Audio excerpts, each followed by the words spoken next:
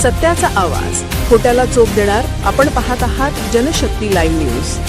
निर्भीड बातम्या, निडर पत्रकारिता. शेडाळ तलावात म्हैसाळ योजनेचे पाणी सोडा अन्यथा आंदोलन करू. भगवानदास केंगार, जिल्हा अध्यक्ष सरपंच परिषद. जत तालुक्यातील शेडाळ तलावामध्ये लवकरात लवकर पाणी सोडा अन्यथा आंदोलन करू. शेडाळ गावामध्ये पिण्याच्या पाण्याची टंचाई फार मोठ्या प्रमाणात असून गेल्या महिनाभरापासून शेडाळ तलावामध्ये म्हैसाळ योजनेचे पाणी सोडा म्हणून पाठपुरावा करत आहे. अनेक वेळा पत्रव्यवहार केला. म्हैसाळ योजनेचे अधिकारी याची दखल घेतलेली नाही. मिरज कवटे महाकाळ या भागामध्ये म्हैसाळ योजनेचे पाणी मुख्य कॅनलमधून व बंदिस्त पाईपलाईनमधून सुरू आहे. जत तालुक्यात ही मुख्य कॅनलद्वारे सनमडी, माडगेळ या परिसरात पाणी सोडलेले आहे, तरी बंदिस्त पाईपलाईन असलेले शेडाळ, पाष्टापूर, वळसंग या भागाला पाणी सोडलेलं नाही.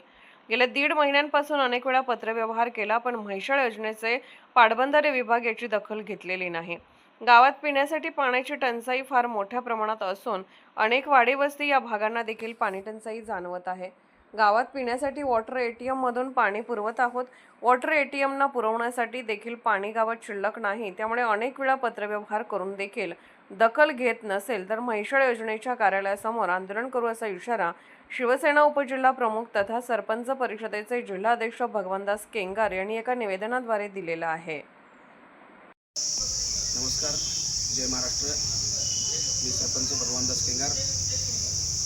आज सांगली पाटबंधारे विभाग या कार्यालयामध्ये त्या जिल्ह्याचे व्यवस्थापक माननीय पाटोळे साहेब यांना भेटून निवेदन देण्यासाठी मी या ऑफिसमध्ये आलेला आहे.